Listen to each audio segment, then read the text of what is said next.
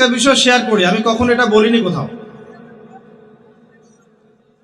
এটা শুধু আপনাদেরকে উজ্জীবিত করার জন্য বলছি, নিজের আমিত্ব প্রকাশ করার জন্য বলছি না, শুধু আপনাদেরকে সবর করানোর বিষয়টা বোঝানোর জন্য বলছি।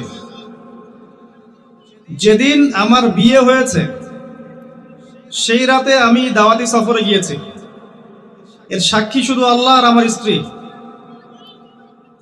যেদিন আমার বিয়ে হয়েছে ওই রাতে আমি স্ত্রীকে বাসায় পাঠিয়ে দিয়েছি, তার পরিবার সহ, তার পরিবারের সদস্য আমার সাথে আছে, ছোট ভাই। আমি দাওয়াতি সফরে গিয়েছি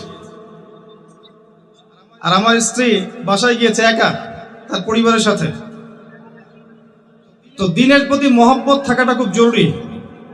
আমরা যে সবর করছি, সময় দিচ্ছি, শ্রম দিচ্ছি, অর্থ দিচ্ছি, মেধা দিচ্ছি, কার জন্য ভাই? কার সন্তুষ্টির জন্য?